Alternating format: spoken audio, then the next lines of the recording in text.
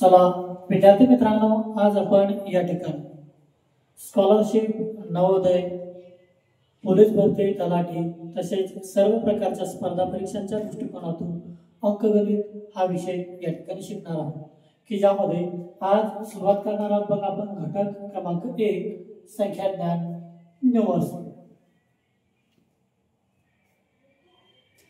यामध्ये शिकणार आहोत बघा नैसर्गिक संख्या, पूर्ण संख्या, पूर्णांक संख्या, परिमेय संख्या, अपरिमेय संख्या आणि वास्तव संख्या आपण या ठिकाणी आज शिकणार आहोत, समजून घेणार आहोत। यामध्ये सुरुवातीला घेऊयात आज आपण मोज संख्या किंवा नैसर्गिक संख्या। मग 1 2 3 4 डॅश डॅश डॅश अनंतापर्यंत या समूहातील संख्यांना मोज संख्या किंवा नैसर्गिक संख्या असे म्हणतात। त्यामध्ये जर म्हटलं तर 1 ही सर्वात लहान नैसर्गिक संख्या आहे, तर सर्वात मोठी नैसर्गिक संख्या सांगता येत नाही। The numbers in this group 1 2 3 4 dash dash dash are called countable numbers or natural numbers. 1 is the smallest natural number. The largest natural number cannot be determined. थोडक्यात काय कीवर्ड्स काय सांगतात बघा आपल्याला। कीवर्ड्स नंबर 1 सांगतात 1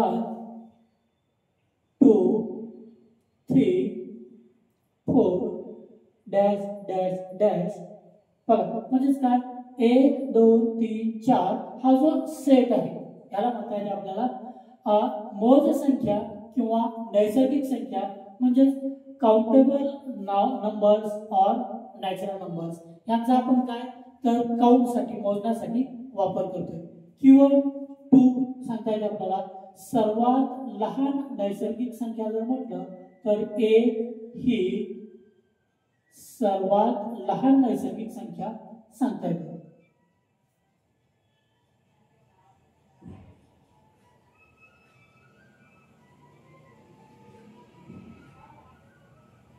म्हणजे थोडक्यात काय तर 1 is the smallest natural number. The largest natural number cannot be determined. म्हणजे काय ते कीवर्ड्स की पॉइंट 3 सांगता येईल आपल्याला। की पॉइंट 3 सर्वात मोठी नैसर्गिक संख्या सांगता येत नाही।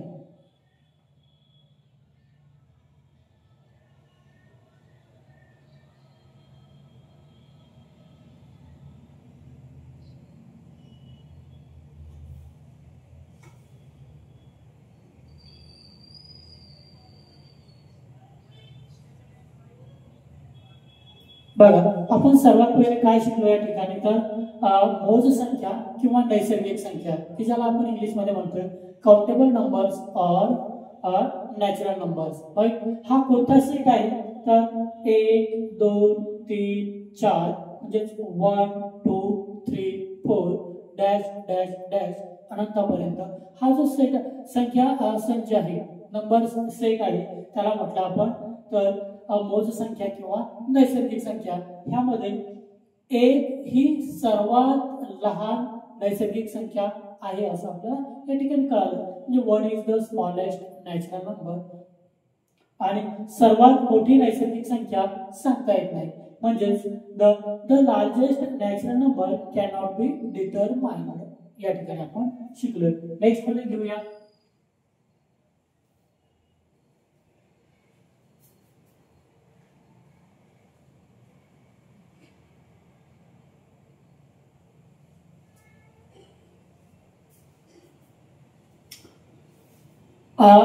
नंबर 2 मध्ये घेणार आहोत बघा आपण पूर्ण संख्या संच म्हणजे काय तर थोडक्यात बघा 0 या संख्येचा समावेश नैसर्गिक संख्यांच्या समूहात करून मिळणारा 0 1 2 3 डॅश डॅश डॅश अनंतापर्यंत या संख्या समूहास पूर्ण संख्या म्हणतात। यामध्ये 0 ही सर्वात लहान पूर्ण संख्या आहे आणि सर्वात मोठी पूर्ण संख्या सांगता येत नाही।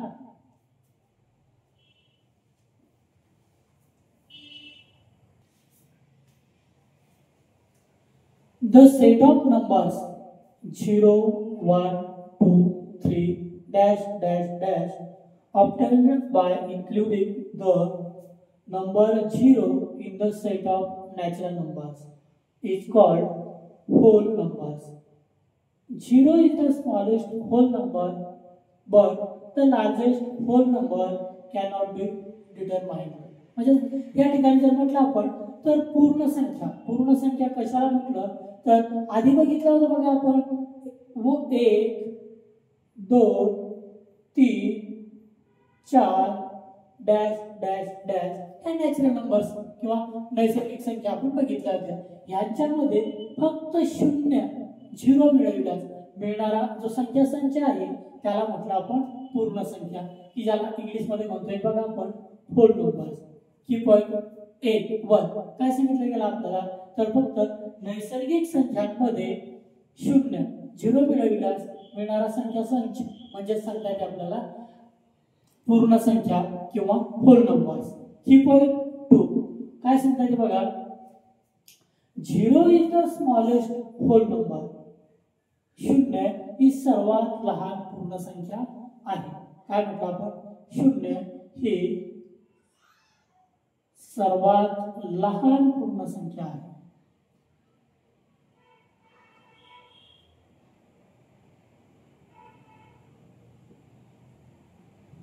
कीवर्ड नंबर 3 सांगता येते काय तर सर्वात मोठी पूर्ण संख्या सांगता येत नाही.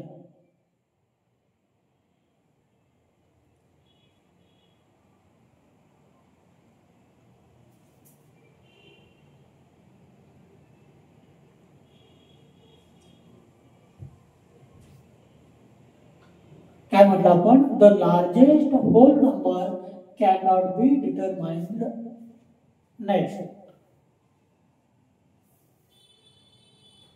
नेक्स्ट मध्ये घेऊया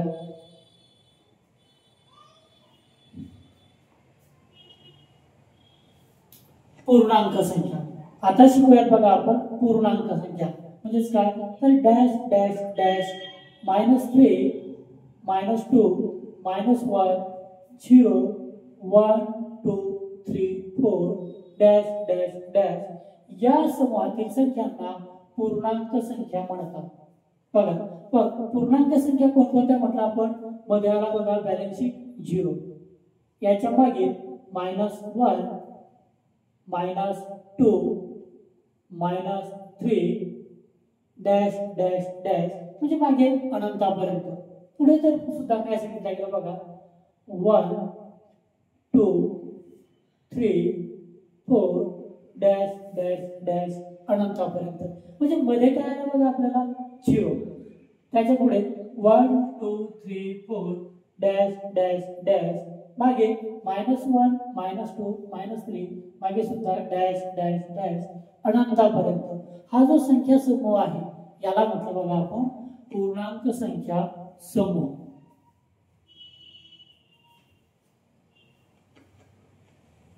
थोडक्यात काय सांगता येईल इंग्लिश मध्ये बघूयात आपण dash dash dash -3 -2 -1 0 1 2 3 4 dash dash the numbers in this group are called integers. -1 is the largest negative integer. The smallest negative integers cannot be determined. म्हणजे थोडक्यात काय म्हटलं आपण 1 म्हणजे -1 ही सर्वात मोठी ऋण पूर्णांक संख्या आहे पण सर्वात लहान पूर्णांक संख्या सांगता येत नाही. बघा पहिलं कीवर्ड नंबर 1 काय सांगितलं आपण तर आपल्याला या ठिकाणी सांगता येईल पूर्णांक संख्या कोणकोणत्या मध्ये आला 0 पुढे 1 2 3 4 डॅश डॅश डॅश अनंतापर्यंत मागे सांगता येते -1 -2 -3 -4 डॅश डॅश डॅश अनंतापर्यंत मागे. बघा पुढे पण अनंतापर्यंत आहे प्लस संख्या धन संख्या आणि मागे पण आहे अनंतापर्यंत आहे मायनस संख्या म्हणजे ऋण संख्या. मग ह्यामध्ये जर म्हटलं तर ऋण संख्या बघा -1 -1 किंवा 2 संख्या -1 ही सर्वात मोठी ऋण संख्या आहे. बघा उजव्या हाताला ही सर्वात मोठी आहे, म्हणजे -1 ही सर्वात मोठी ऋण संख्या आहे.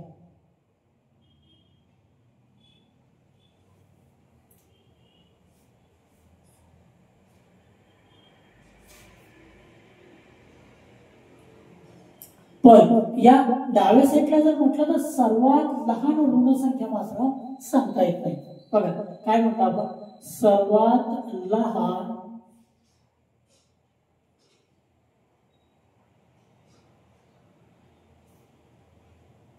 ऋण पूर्णांक संख्या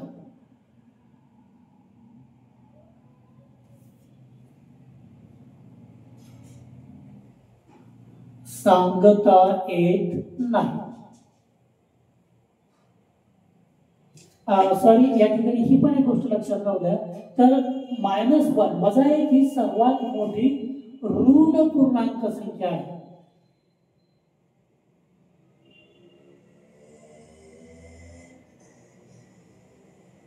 यानंतर सर्वात लहान ऋण पूर्णांक संख्या मात्र सांगता येत नाही. त्यानंतर आणखी जर म्हटलं तर बघा सर्वात लहान धन पूर्णांक संख्या 1 आहे. सर्वात लहान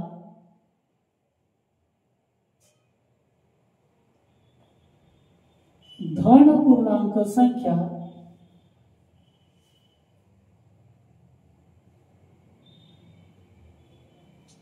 1 आहे. पण यामध्ये सुद्धा पुढे बघा डॅश डॅश डॅश अनंतापर्यंत, म्हणजे सर्वात मोठी धन पूर्णांक संख्या पण सांगता येत नाही. सर्वात मोठी धन पूर्णांक संख्या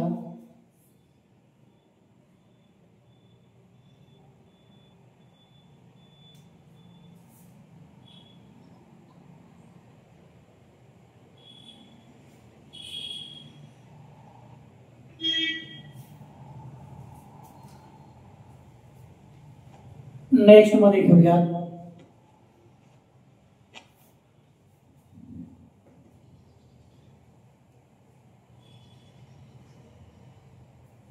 परिमेय संख्या. आता परिमेय संख्या म्हणजेच काय तर बघा p हा कोणताही पूर्णांक आणि q हा शून्येतर पूर्णांक असेल तर p ऑफ q ही परिमेय संख्या आहे. बघा आता आपण पूर्णांक संख्या आता शिकलो. मला त्या पूर्णांक संख्यांमध्ये जर आपण p ऑफ q अशी मांडणी करत असू, बघा p ऑफ q अशी मांडणी करत असू तर p हा कोणताही पूर्णांक असावा. काय तर p हा कोणताही पूर्णांक असावा आणि q हा मात्र शून्येतर पूर्णांक असावा. बघा q मात्र काय सांगितलं, शून्येतर पूर्णांक असावा.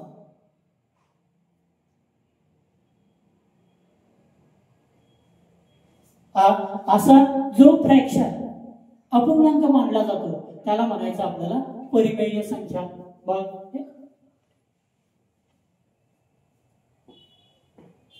बघा उदाहरणार्थ 5/6 -11/8 आणि 15/17 ह्यांना काय सांगता येईल आपल्याला तर परिमेय संख्या. म्हणजे उदाहरणार्थ या ठिकाणी 5/6 -11/8 15/17 ह्यांना म्हटलं आपण परिमेय संख्या.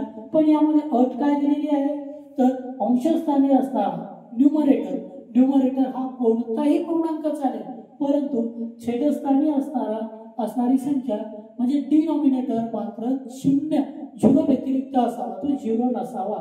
इथे 0 चालणारच नाही, वरती मात्र चालू शकते.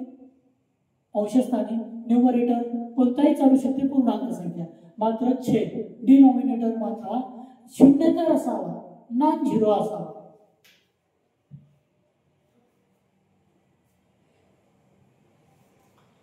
म्हणजेच परिमेय संख्येला इंग्रजीमध्ये म्हणतात rational number. If p is any integer and q is non-zero integer, then p of q is a rational number. 'p' is any integer and q is non-zero integer, then p of q is a rational number. 'p' is any integer and q is non-zero integer, then p of q is a rational number. 'p' is any integer and q is non-zero integer, then p of q is a rational number. 'p' is any integer and q is non-zero integer, then p of q is a rational number. Is 5 7 minus 11th 8 15 17th.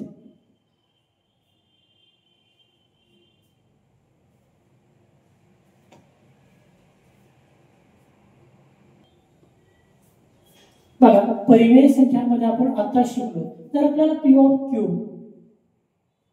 या पद्धतीत मांडायचं असेल तर अंशस्थानी काय म्हटलं बघा, अंशस्थानी P हा कोणताही पूर्णांक म्हणजे न्यूमरेटर अंशस्थान हा कोणताही पूर्णांक असला तरी चालेल.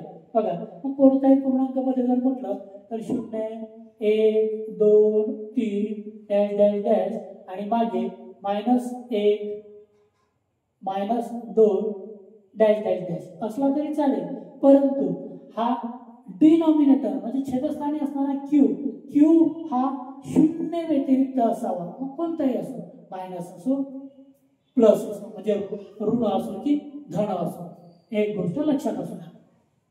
नेक्स्ट मध्ये घेऊया अपरिमेय संख्या. आधी घेऊयात बघा आपण परिमेय संख्येचे दशांश रूप. परिमेय संख्येचे दशांश रूप म्हणजे आपल्याला खंडित दशांश, अखंडित दशांश असं सांगता येते. त्यामध्ये नंबर 1 ला घेऊयात आपण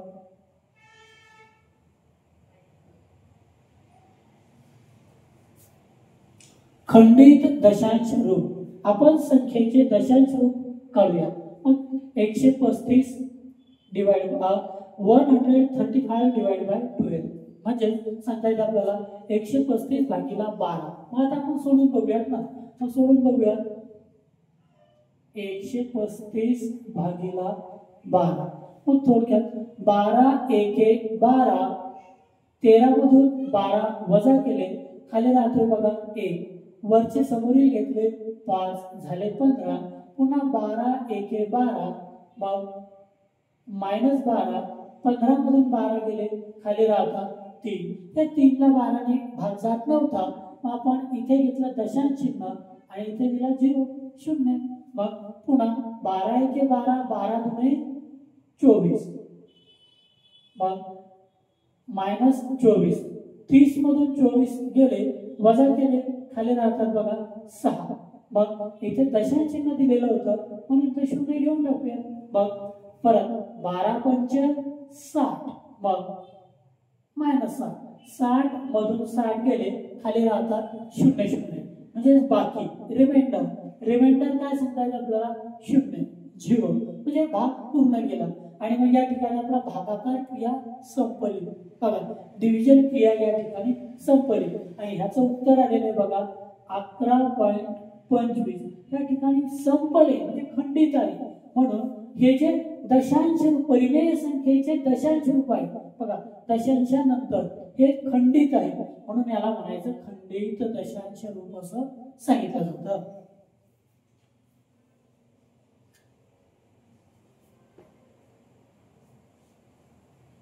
म्हणजेच काय, decimal form of rational number A म्हणजेच काय, डिसकंटिन्युअस डेसिमल फॉर्म.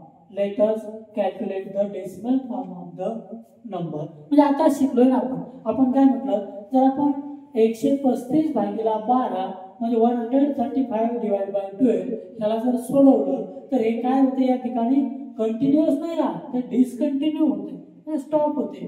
बाकी 0 येते, रिमाइंडर 0 येते. म्हणजे या ठिकाणी बघा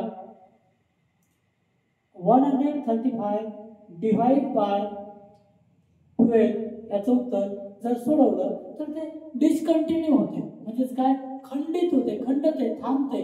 म्हणून त्याला म्हणायचं आपल्याला खंडित दशांश रूप असं म्हटलं जाते. नेक्स्ट मध्ये घेऊया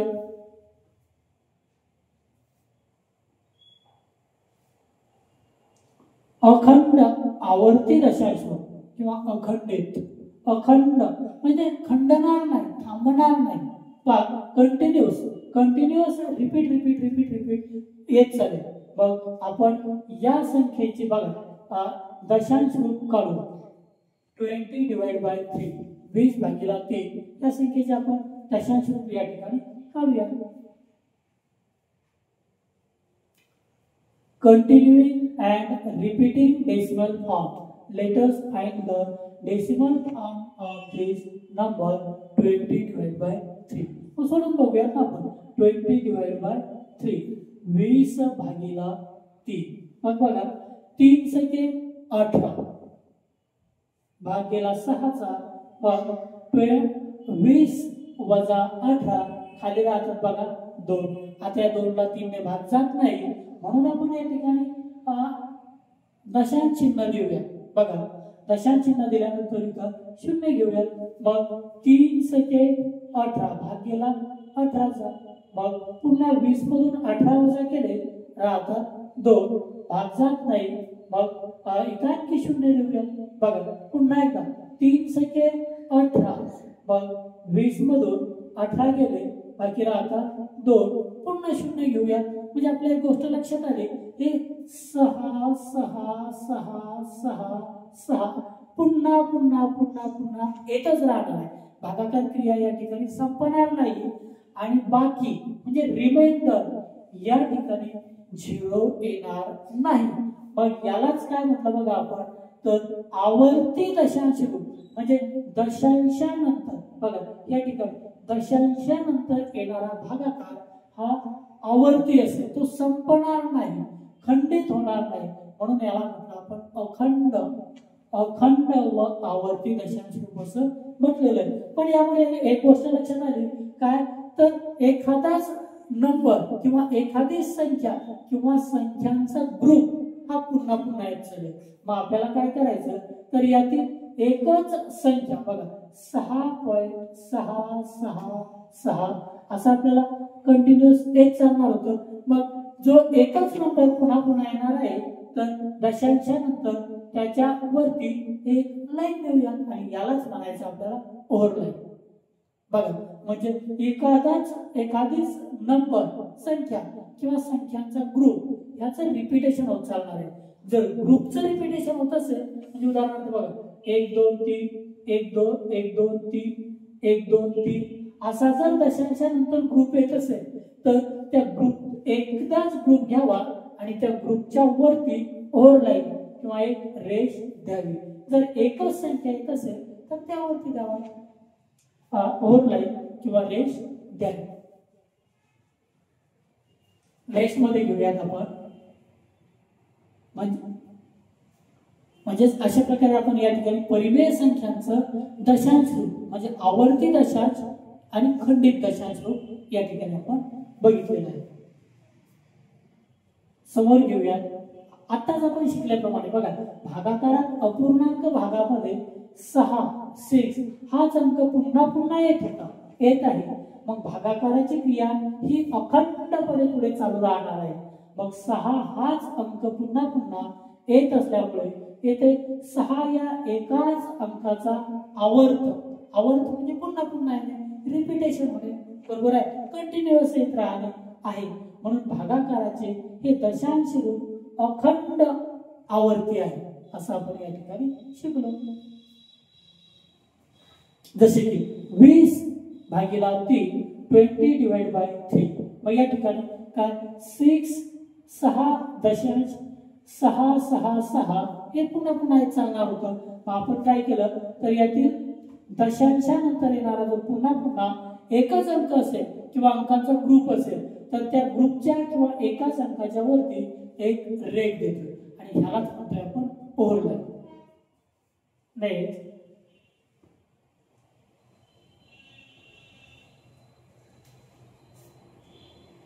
बघा या ठिकाणी आपण एक गोष्ट लक्षात घ्या काय तर 6.66 डॅश डॅश डॅश हा भागाकार 6.6 असा लिहितात आणि अखंड आवर्ती दशांश रूपात बघा दशांशानंतर अखंड आवर्ती दशांश रूपात जेवढ्या अंकांचा आवर्त होतो तेवढ्या अंकांच्या गटावर आडवी रेष ओढतात. या ठिकाणी काय केलं तर एकाच अंकाचा पुन्हा पुन्हा आवर्त होत आहे म्हणून त्या एकाच अंकावरती या ठिकाणी आपल्याला आकार तर आडवी रेष किंवा ओव्हरलाईन द्यावायची असते.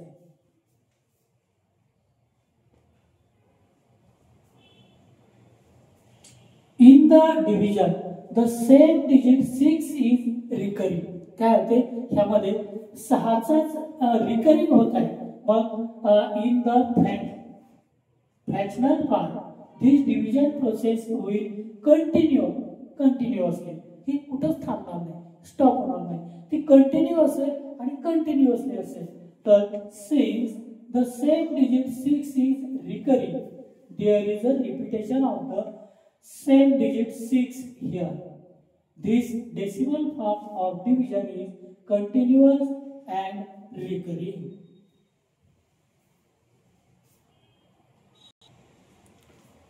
Next,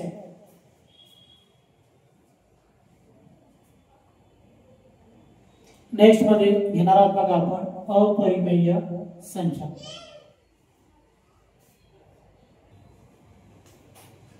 नेक्स्ट मध्ये अपरिमेय संख्या म्हणजे ज्या संख्येचे दशांश रूप अखंड असते परंतु आवर्ती नसते त्या संख्येला अपरिमेय संख्या असे म्हणतात. म्हणजे बघा ज्या संख्येचे दशांश रूप हे अखंड असते मात्र परंतु आवर्ती नसते. म्हणजे आपण काय म्हटलं आता घेतलं बघा आपण उत्तर आलेलं होतं 6.6666 असं जर येत असेल तर अखंड आहे आणि आवर्ती म्हणजे एकच अंक किंवा 6.123 123 123 बघा एखादाच अंक किंवा अंकांचा गट जर पुन्हा पुन्हा येत असेल तर त्याला म्हटलं होतं आपण परिमेय संख्या.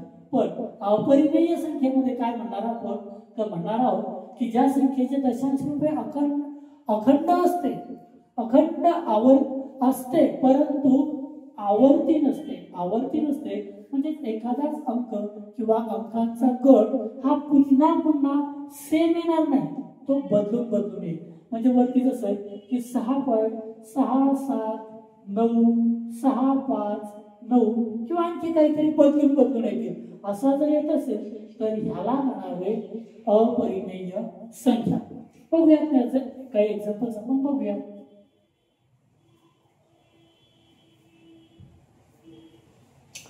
इरॅशनल नंबर बघा अपरिमेय संख्यालाच इंग्रजीमध्ये म्हटलं जाते irrational number. Irrational number a number whose decimal form is continuous but not repeating is called an irrational number. मग त्यामध्ये जर म्हटलं तर पूर्ण वर्ग संख्या नसणाऱ्या संख्यांची वर्गमूळ. उदाहरणार्थ due to the square of numbers that are not perfect squares. बघा जसे की वर्गमुळात 2 म्हणजे 2 चा स्क्वेअर रूट जर शोधला आपण तर या ठिकाणी काय ते बघा 2 चे वर्गमूळ म्हणजे 1.413562 ह्यामध्ये काय बघा दशांशानंतर फ्रॅक्शनल नंबर काय आले अखंड आहे परंतु त्यांचं एखादा अंक किंवा अंकांचा ग्रुप याचं रिपीटेशन होत नाही, नवीन बदलत येत आहे. मग ह्याला म्हटलं बघा आपण इरॅशनल नंबर. नेक्स्ट मध्ये बघूया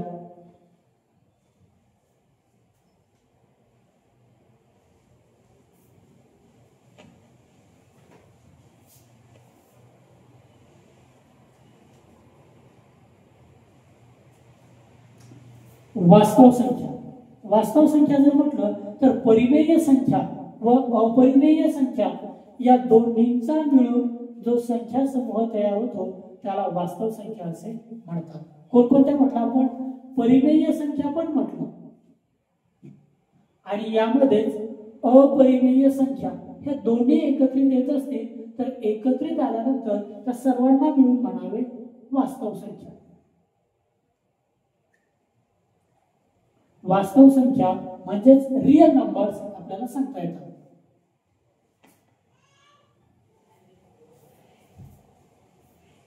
थोडक्यात real numbers the set of numbers formed by combining both rational numbers and irrational numbers. Is called the set of real number. बघा काय म्हटलं आपण, कोणते तर परिमेय संख्या म्हणजे रॅशनल नंबर प्लस अपरिमेय संख्या म्हणजे इरॅशनल नंबर यांना जर आपण कंबाईन करत आहोत, कंबाईन केल्यानंतर त्यांचा जो सेट असतो तर त्या सेटला आपण रियल नंबर असे म्हटले जाते.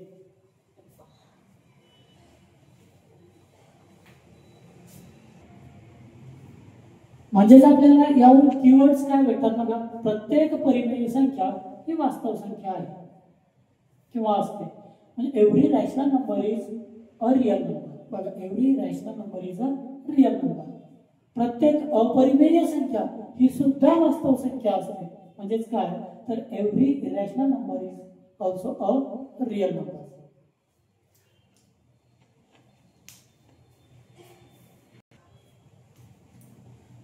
तर विद्यार्थी मित्रांनो, आज आपण या ठिकाणी अशा प्रकारे संख्या या ठिकाणी आपण शिकलेलो आहोत.